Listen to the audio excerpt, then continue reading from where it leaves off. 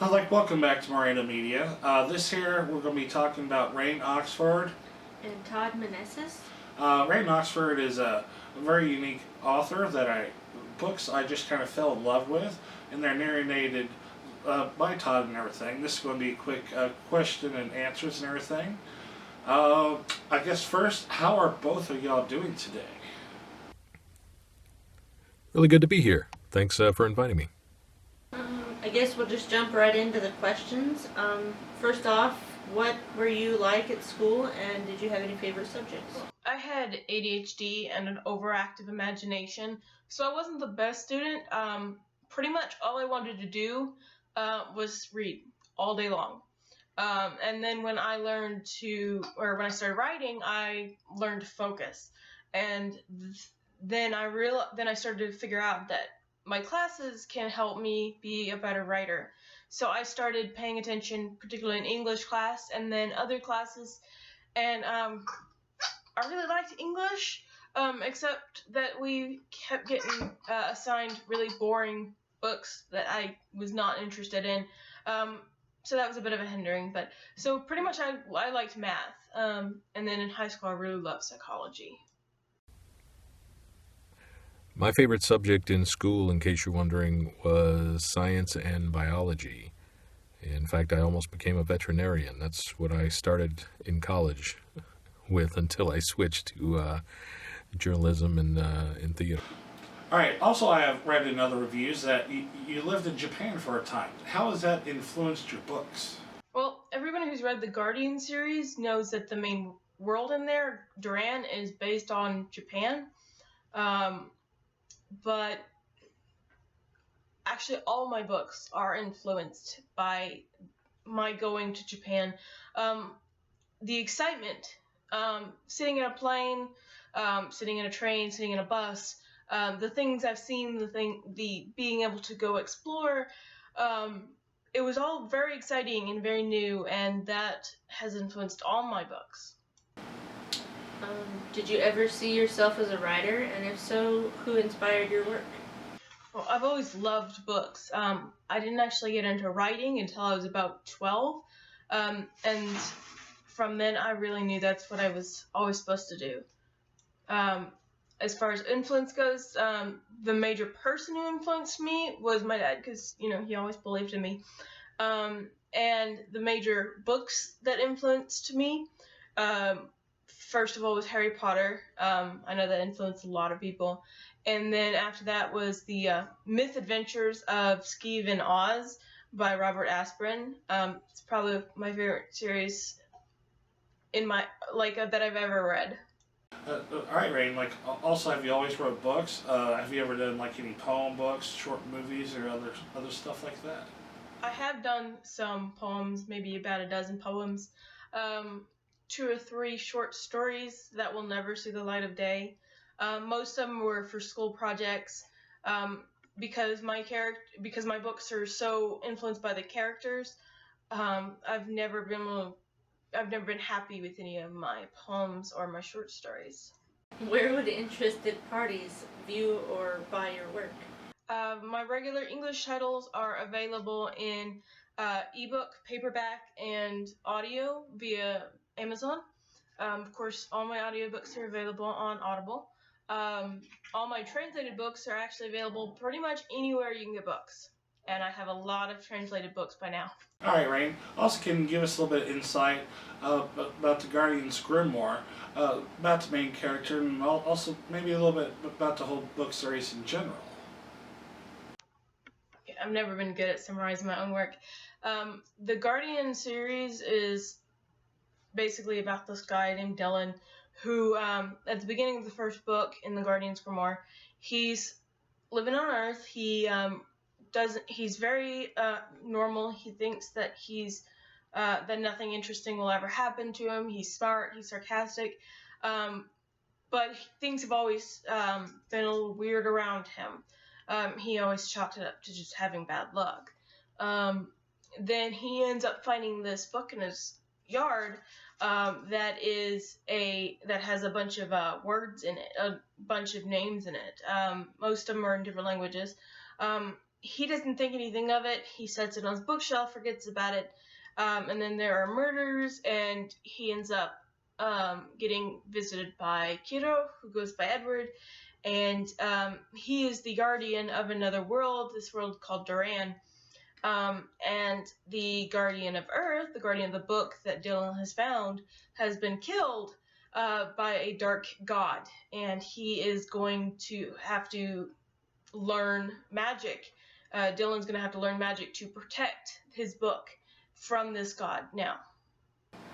Are you working on anything at the present time? And if so, what kind of book is it? And what kind of research are you doing for it? Right now, I'm working on the second book in my sorcery saga. And the first book was a lot of fun to write. It is more fantasy, more fun, more adventure. It's got humor. It takes place entirely on a different world. Doesn't even involve Earth. And the research I do on it is actually I do a lot of research on fairy tales and myths and stuff, because I love taking those and twisting them around and putting my own spin on them and including them in the book. Have you ever collaborated with any other type of authors on any other type of books or projects? And if so, how can we find out about them? I actually got several requests to do some serials. So one book produced in little pieces. And so I have a book out, The Adventures of Benjamin Cross. And that was actually done with a relative, A.M. Oxford.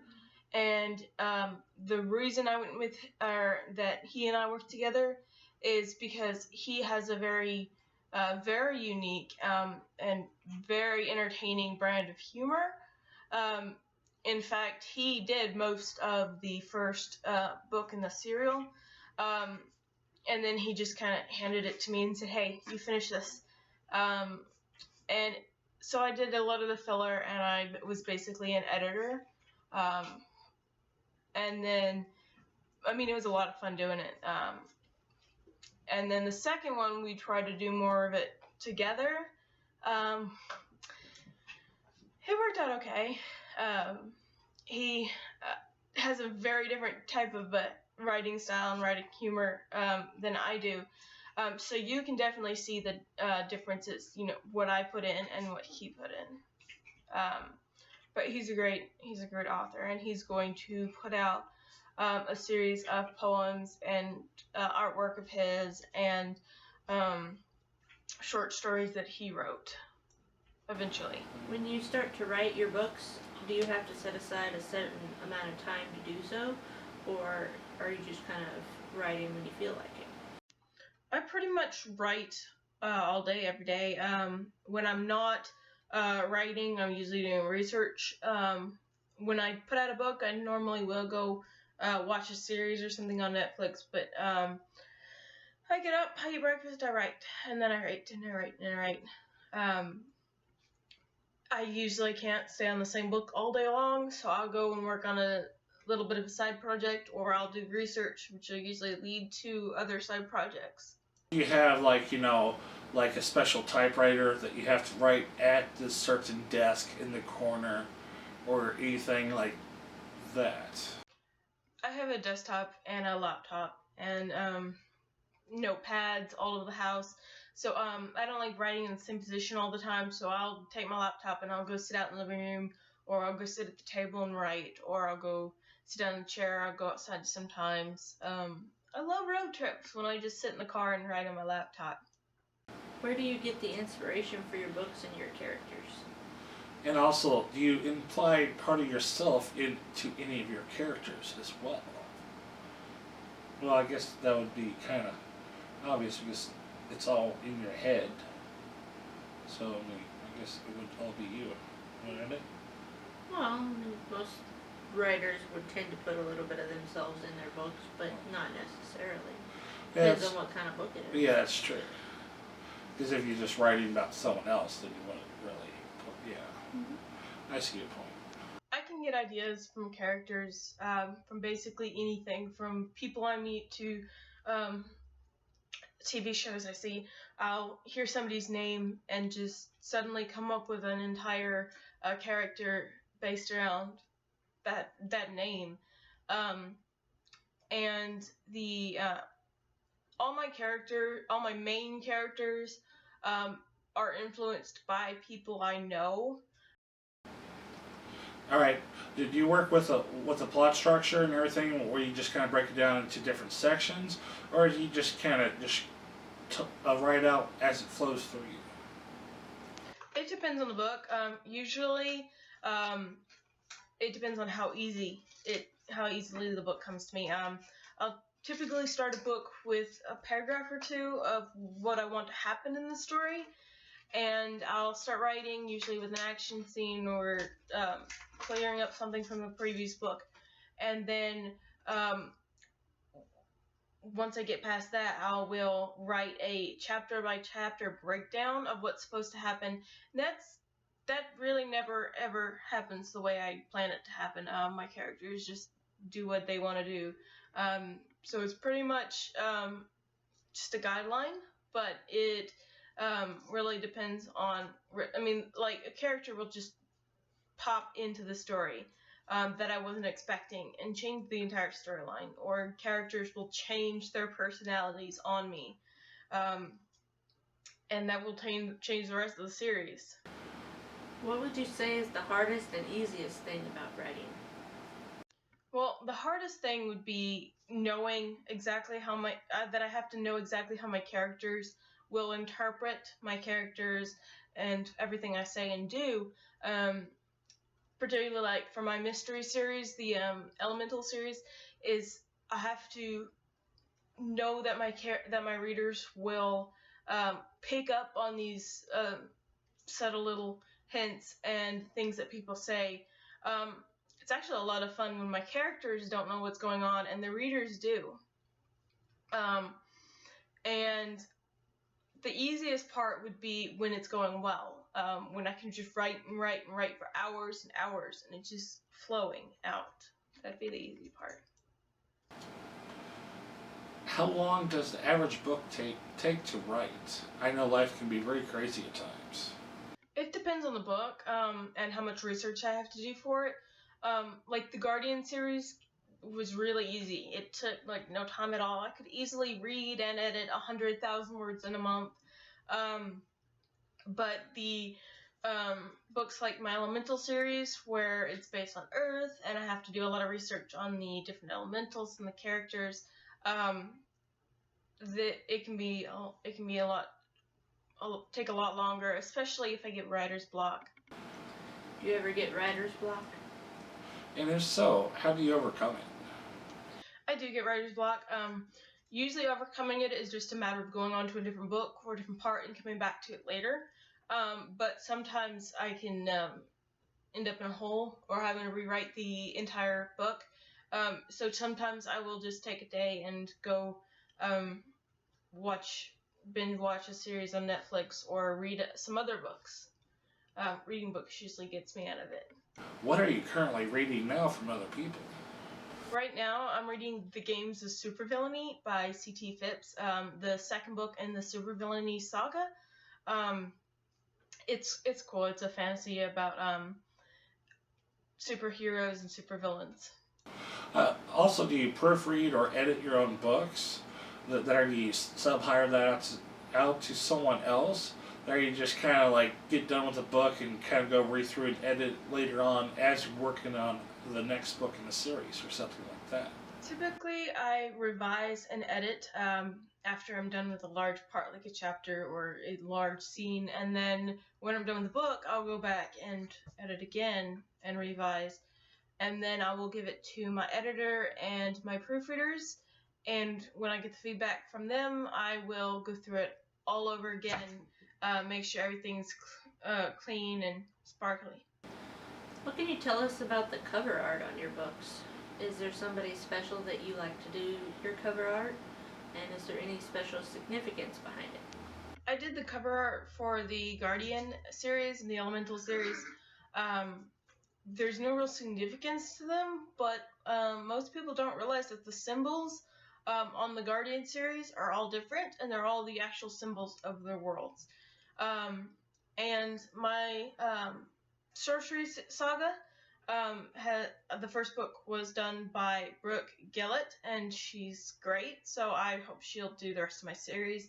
And I might even have her do the Elemental series and republish those with the new covers. Do you have any other advice for other authors out there trying to market their books? Well, marketing is not my strong point. I know I should be doing a lot more, like making mailing lists and emailing stuff like that, but I don't do that. I have my website and my Facebook page, which announce when my books are available, and I really kind of rely on my readers to spread the word, tell their friends. It's I don't do nearly enough of the promoting that I should be doing. What are your thoughts on good and bad reviews that you have received? Well, I knew going into writing and going into and publishing that not everybody liked the same things. So not everybody's going to like my book, and I was going to get some bad reviews. I also knew that some people just like leaving bad reviews. So I started off thinking I'll read both and learn from the bad reviews. And what I actually learned was a lot of the things that somebody didn't like, other people did like. What bothered me was the spoilers.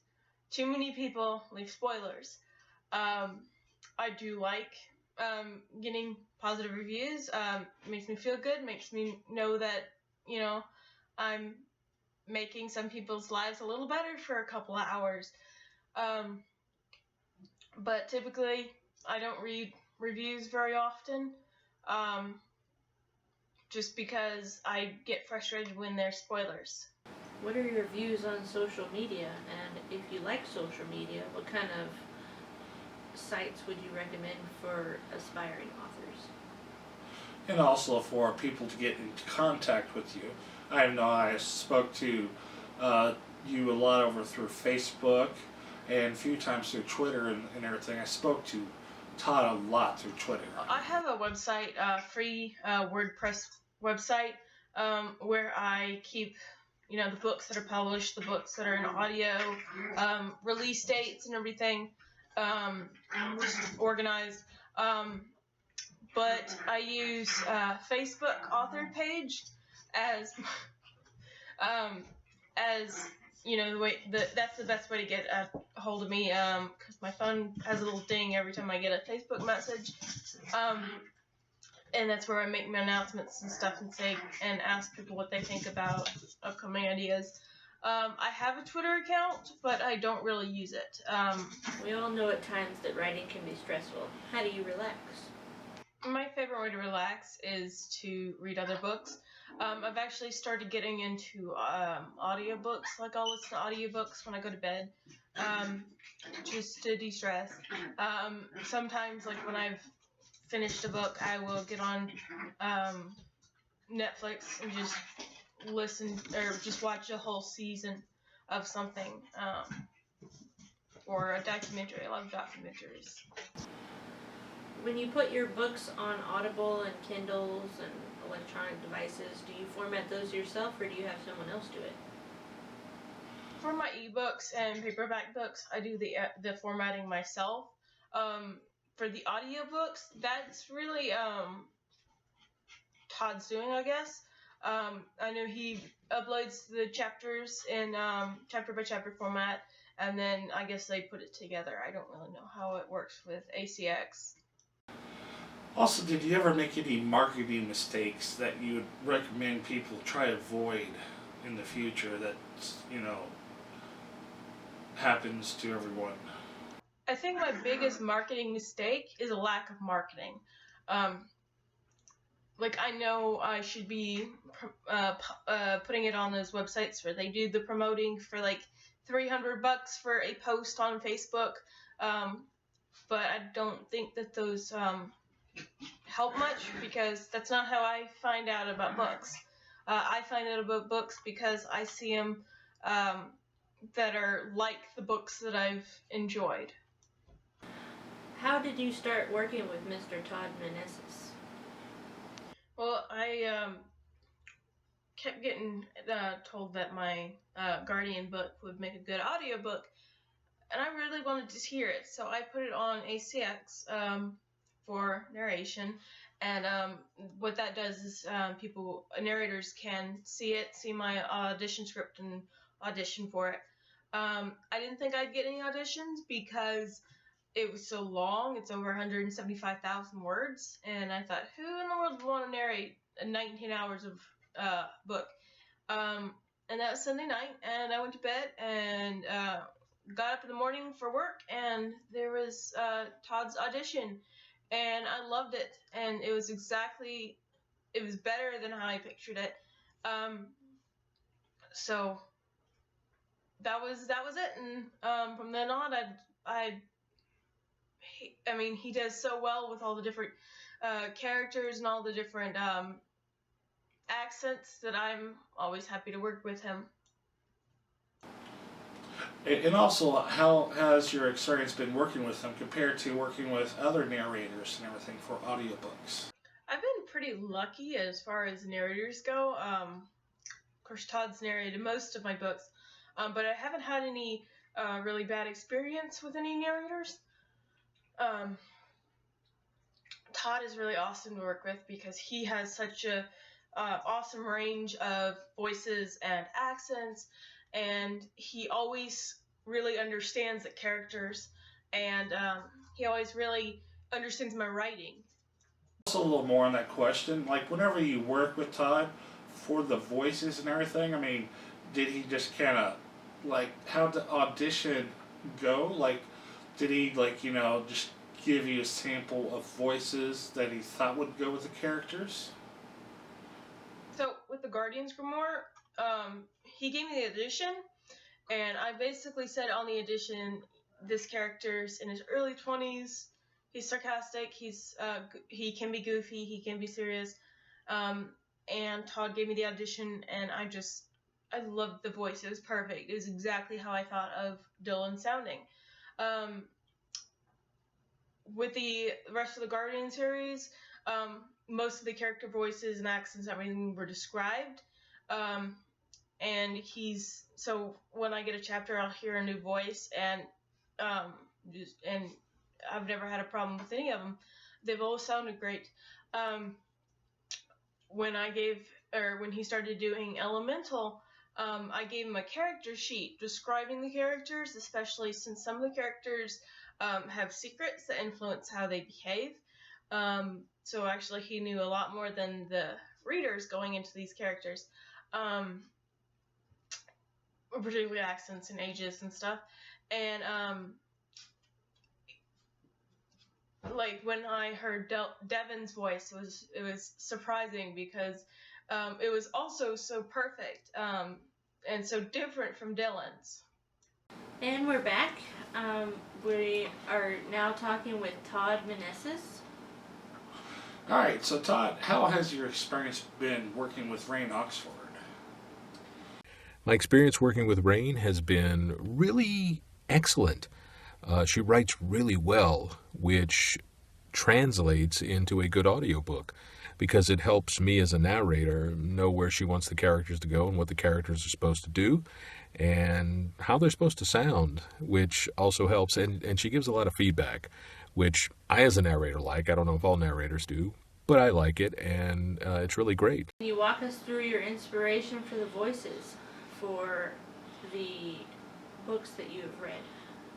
Inspiration for the main character for the Guardians, I guess you're talking about Dylan. He's the main character.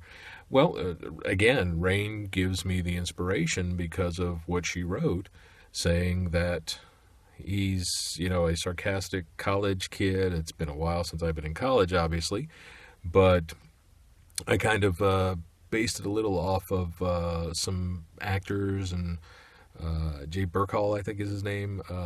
He kind of talks a little like that, and he's a little sarcastic and kind of a young-sounding voice, and just kind of brought it down a little bit, because nobody wants to listen to that the whole thing.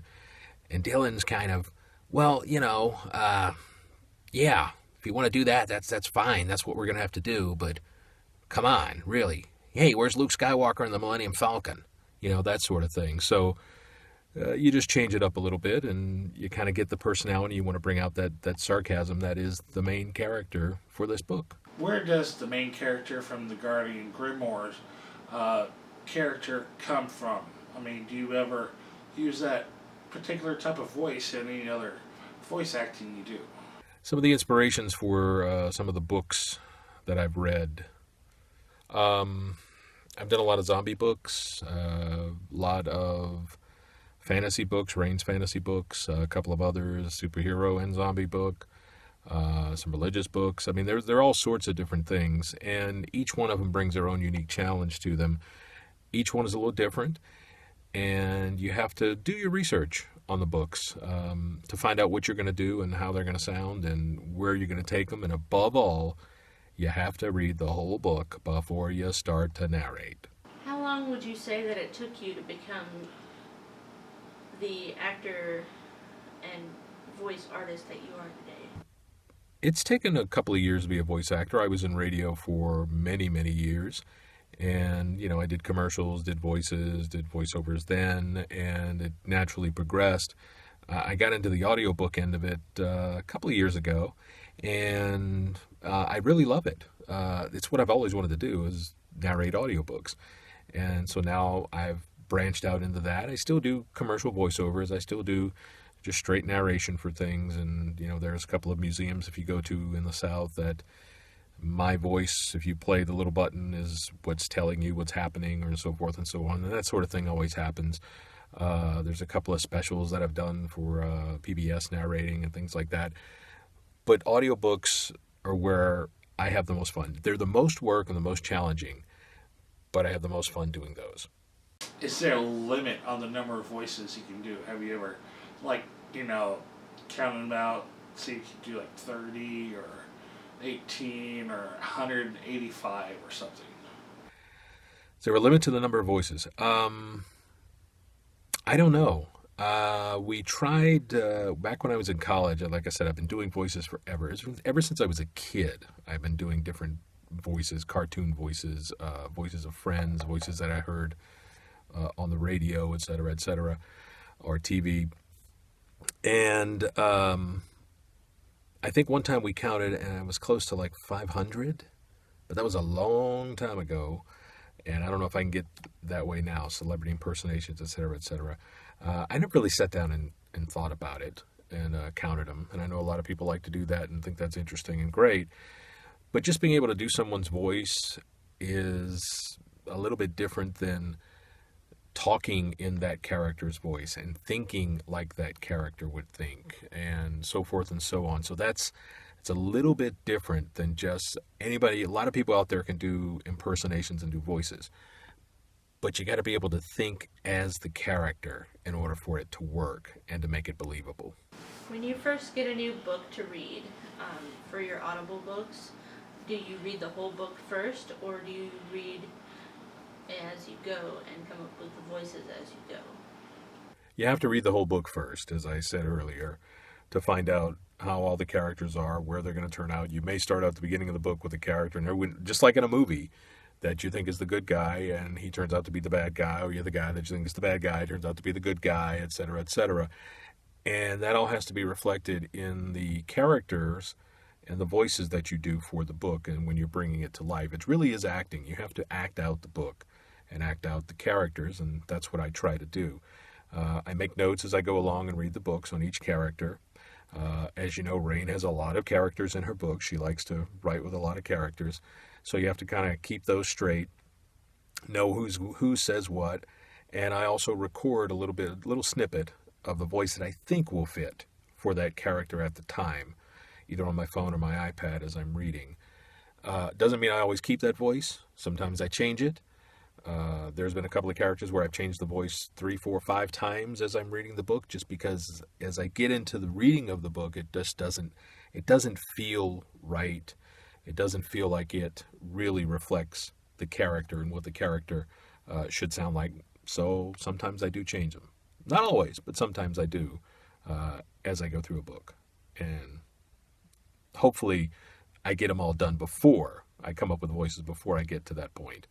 But there have been one or two times where I have changed them mid-course in the book and then gone back and changed things I've already recorded. Have you ever made a mistake as you're going through making an audiobook or some other type of voice acting and you use like the same type of voice for two different characters?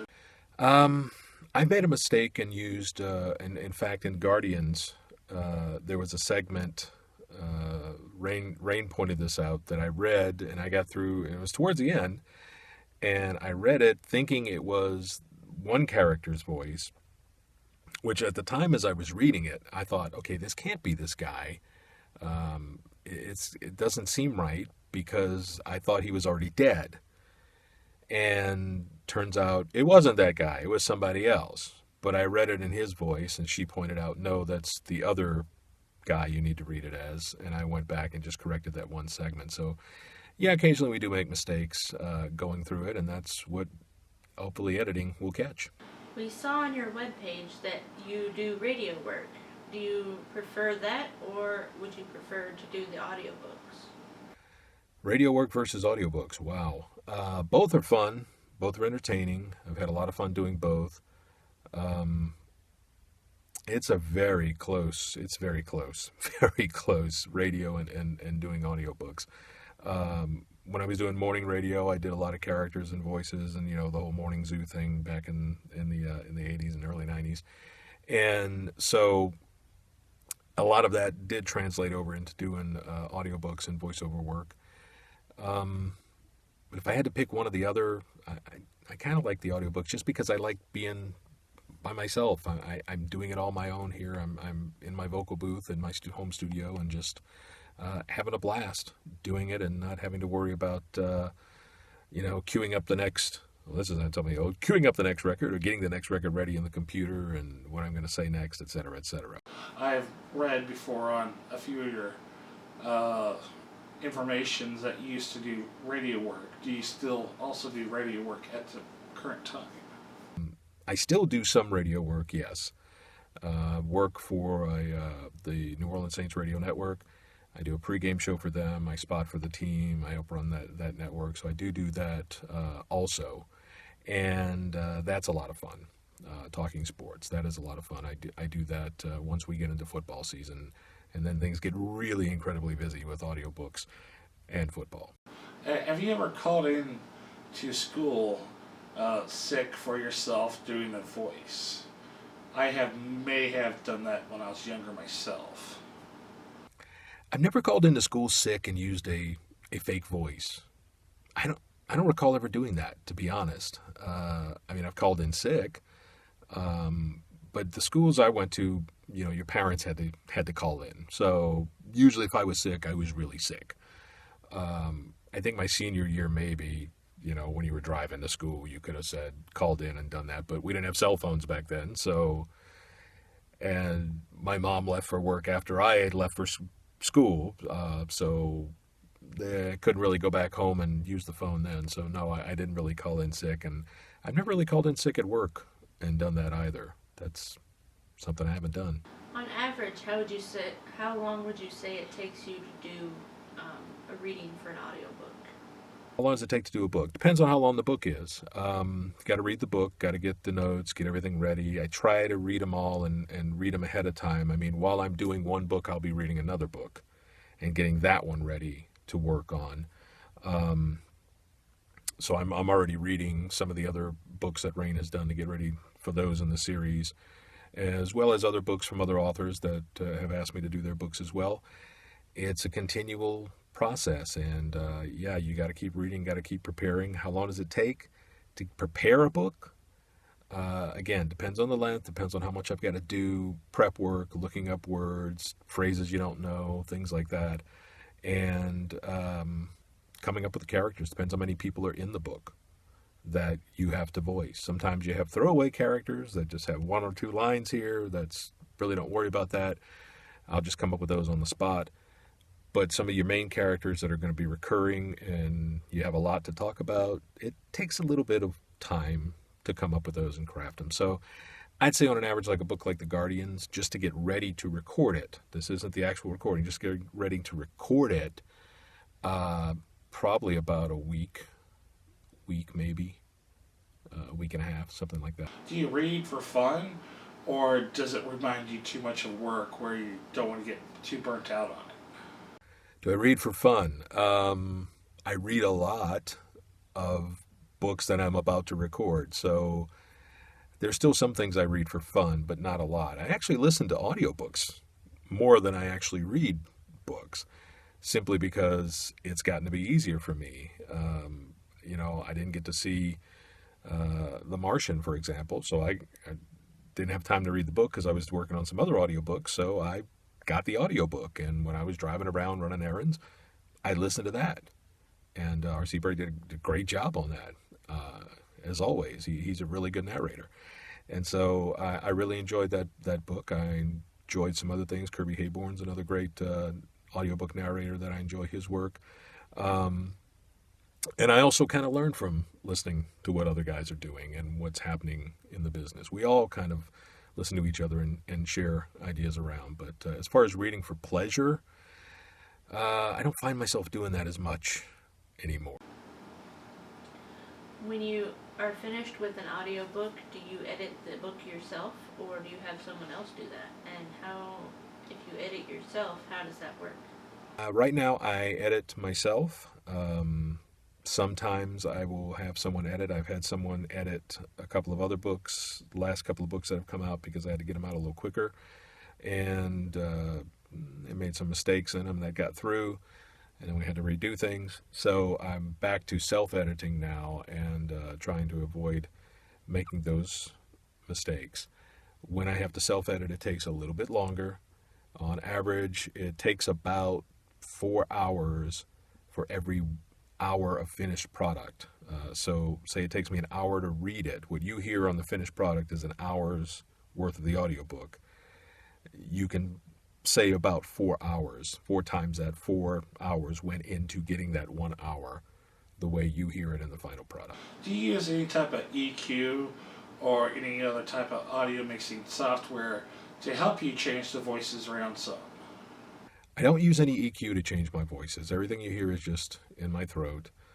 I've had people ask me that before. I've had authors ask me that before when I've narrated some of their books and get upset. And it's like, no, that's me changing my voice. In the Guardian's Grimoire, there's a demon named Abaddon, and that is just my voice talking as Abaddon and trying to get the Nokodai to follow him and let him do what he wants to do. That was my phone running out of juice over there. That's not my voice, that beep. But no, I don't use any EQ for anything. Do you have any type of tea or like throat spray to help your voice prepare? Or do you just like have a nice aged scotch on a few rocks? Some herbal tea. I drink some herbal teas. Mostly just water is what I use. The other trick is green apples. A lot of us will eat, narrators will eat green apples to kind of get the dryness out of your mouth. But usually herbal tea. Don't really like coffee. Don't drink coffee. Don't drink any alcohol. Sorry. Don't do that. Don't smoke or any of those things. Basically just water, some herbal tea, and that's about it. Because you read so many audiobooks for authors, how do you avoid your voice going out? Warm-ups. That's how you avoid your voice going out. Doing warm-ups, vocal warm-ups is the way to go to try to get your voice warmed up. It's just like it's just like an athlete. Basically, you got to warm up your muscles before you play a sport. You got to warm up your vocal cords before you start talking and doing voice acting. And once you do that, then you're able to keep your voice going. Like I said, from doing radio for so many years, I don't think I've ever had laryngitis, knock on wood, as I look around the studio here for something wood. I don't think I've ever had laryngitis in radio or while I'm doing this. Even with a cold or having allergies or a sore throat or something like that, I've never completely lost my voice, and I've been able to talk even when I had the cold or whatnot, to try to sound as normal as possible on the radio, and also doing voiceover work as well. So I've been kind of lucky in that respect. My wife, not so much. She's lost her voice a couple of times. She gets allergies really easily and will lose her voice. But I've been lucky so far in that respect. Do you have like a booth all set up in your house, or do you try to keep work separate and like have like a studio somewhere else and everything, so that way your home is not your work? Yeah, I have a vocal booth in my house, as I said, a home studio. In fact, I'm in it right now. That's where I'm recording this. This is up here is the the microphone. If I bring that down a little bit, maybe you can see a little top of the microphone there. This is the screen, the pop filter. Monitor up here so I can read and record, interface there, get it to the computer. The computer's outside the booth, etc., etc. Nice and quiet, as you can hear. Treated. The room is treated. Got sound pads on the wall. I've got some bass pads. I've got some other sound treatment to keep it nice and quiet. And that's basically where I do all my work. Have you ever used the same voice for multiple characters from different books? I try not to, but I think I have used a voice once or twice over again. In one book, I believe the voice was the voice of the hero, and in another book, he was the same voice of the villain. So it was in two different books, two different authors, two different genres. Sometimes you try not to, but sometimes it does happen. Obviously, narrator voices, when you're just the narrator voice and not narrating in character, the narrator voice will sometimes be the same, that sort of thing. But I try to make all the characters unique and original, and not reuse a voice if at all possible. But sometimes a voice I've already created will fit another character perfectly, and you got to use it. On average, about how long, like if an audiobook is about like 29 hours long, about how many hours of work do you have to put into it, would you say? Depending on where you do it. If you're having an audio house do it with you, then I would just record and they would do all the editing. That would be easier. I would just read it in real time, and whatever mistakes I would leave, I leave in, they would correct them. But to do it myself and editing on my own, that's going to take a while, maybe a month or two, if just straight, hard, nothing but the audiobook. It would take probably that long. But since I do other things and other voice work, I don't strictly just do the audiobooks. If that were the only case, then yeah, I could probably get them a little quicker. But since I have other things to do and it's just a part of what I do in voiceover, it takes a little bit longer. If I had to do a 29-hour book, wow, yeah, that would take a while to do. Or a 60-hour book, as I've seen before, that would take a long time to do. Have you ever done voices for movie trailers? No, I haven't done any voices for any movie trailers. I've done commercials that maybe sound like movie trailers. I've done that sort of work, but I haven't actually done a movie trailer for any movie out there. But I guess if it came up, I could do it. I've auditioned for some, but I haven't gotten them yet. The whole, in a world, there was one man, we thought, who could defeat the enemy, but they were wrong. That sort of thing. No, I haven't done that yet, but I hope to. Do you ever do any readings in public at schools, hospitals, or any other places like that? Yes, I've done readings in public at some public schools, go and read, and I really enjoy that.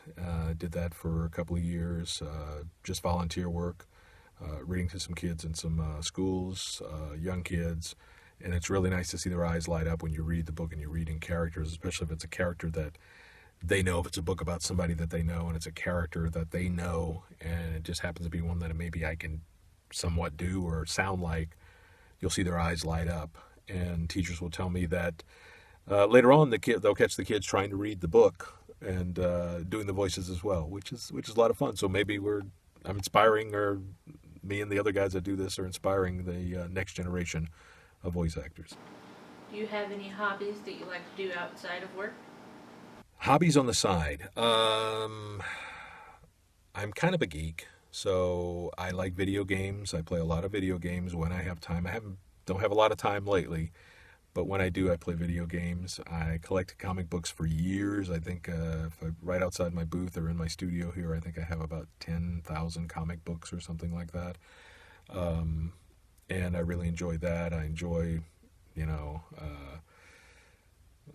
football, sports, big sports nut, that sort of thing. That's probably all my hobbies right there. But not mowing the grass. I hate mowing the grass. That is not a hobby. That is a chore. May have asked this question on Twitter and everything, but also whenever you go through drive-throughs, have you ever just decided to mess with them and change up your voice as you go through the drive-through and everything, just to really mess with them whenever you pull up to the window? And if you ever do decide to do that, you should so record it. I know you've asked me this before. No, I don't. I've never messed with anybody in the drive-through and used a different voice. I leave that to Gabriel Iglesias, Fluffy. He does that on his own. He does it well. I leave it to him, because the way I'm thinking about it is, these guys are fixing my food. I don't want to mess with them. I just want them to get my order right. That's all I care about. Just want my order right and not have fun at their expense. I am guilty of this a few times myself. Sometimes, you get a spam phone call, and you go and usually press 7 to remove off the list. But sometimes, if you're just kind of bored, you just press 2 and want to really talk to the person and throw them through a complete loop.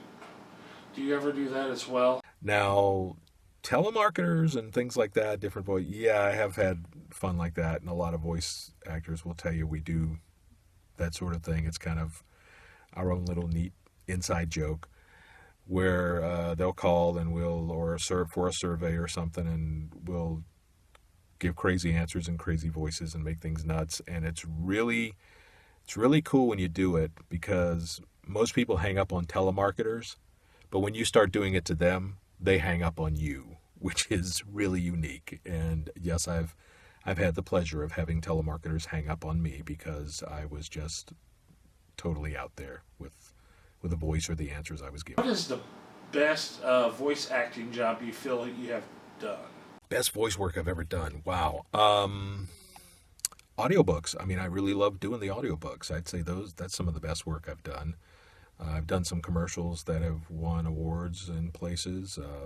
Won awards as on-air host. I've been, when I did radio, morning shows, I've been #1 morning show in a couple of markets where I've been. But mostly, I'd say the best work I've done, or at least that I think that I've enjoyed, has been doing the audiobooks. Do I have a favorite out of all the audiobooks I've done? No. I like them. I like them all equally for different reasons and different little quirks. It's like your children. You can't say you love one more than the other. On average, how long do you think it would take for you to do like a voice recording for, say, a big book like the Harry Potter books? Yeah, those are some long books. How long would it take to do a Harry Potter book? Wow. I read those to my daughter when she was young, and read them in character voices. And I remember it took me reading every night before she went to sleep. Reading a Harry Potter book would take almost a month to get through or more, because I think we'd read a chapter, maybe 2, until she fell asleep. But if I had to actually do that with all the different characters and the voices, if I wasn't doing the editing myself, then probably 2-3 weeks. If I had to do all the editing myself, probably a little longer, obviously, because they are very, very tedious, and they're very well written. Love those books. Love J.K. Rowling.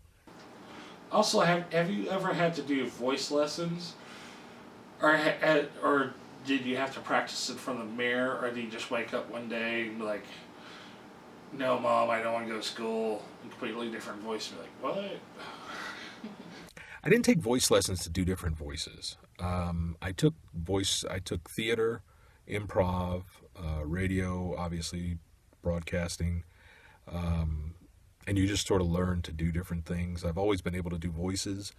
No one ever taught me how to do voices. It's just something you either pick up and you have a knack for it, or it's something you practice a lot. I mean, a lot of people that do celebrity impersonations for a living or anything, and not that I do some, but that's not mainly what I do. Um, they have to work at them. They have to practice at them. They have to, just like anything, just like any skill or a sport, you work at it, you practice it, you try to get to where it's good, and you want it to be in an audiobook.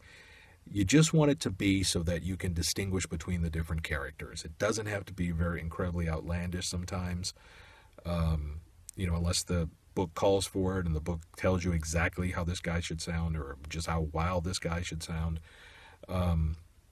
You, as some of Rain's characters say, but you just want it to be distinct enough so that you can tell the difference between the characters and who's speaking when. I've heard from your Twitter account that you like The Walking Dead. Do you like any other shows? Myself, I like iZombie and Lost Girl, and there's a few other ones like that I like. Yeah, I'm a big Walking Dead fan. As I said, I've done a lot of zombie books. Anything with zombies, always, ever since the first Night of the Living Dead with George A. Romero, I've been a big fan of zombie movies and zombie apocalypse and just actually the end of the world kind of stuff. Don't ask me why it fascinates me, but it just does. Because I think we all want to think that if we're in that situation, we'd know what to do and we would survive. Chances are none of us probably will, but we'd probably be one of the first ones to go. But we all like to fantasize and think that. Besides The Walking Dead, as I said, anything comics, The Flash, Arrow, Marvel's Agents of S.H.I.E.L.D., I watch that. I watch the stuff on Netflix, Daredevil, those things on there. What's the other one? Jessica Jones. I think Luke Cage is going to be starting, and then Power Fist, and then they're going to do the Defenders on Netflix, and then The Punisher. I think it's just got picked up as a series. So it's really great. I mean, being someone who collected comics for all these years, seeing now the explosion of all the comic book movies and TV shows, and finally seeing them done right, has been really great, and I really enjoy it. And I also love horror, anything horror on television, horror movies, horror series. I will watch those as well.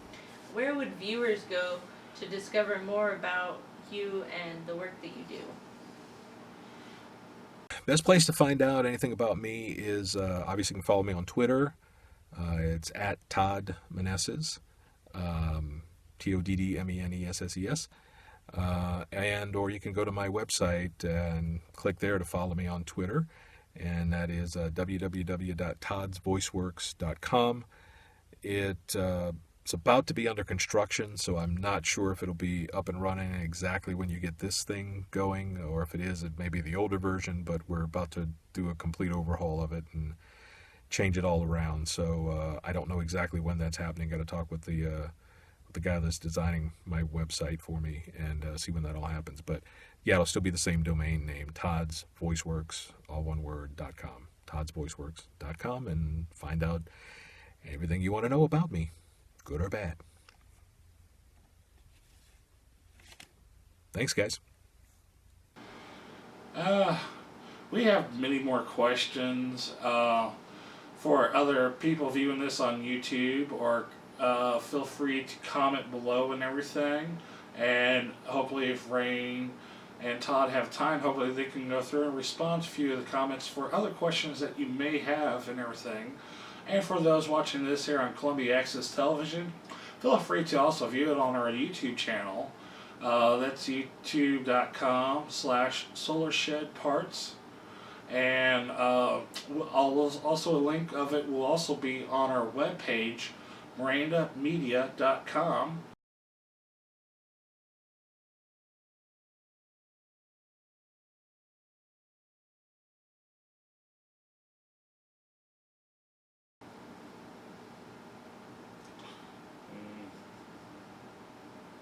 Yeah, I guess that was it.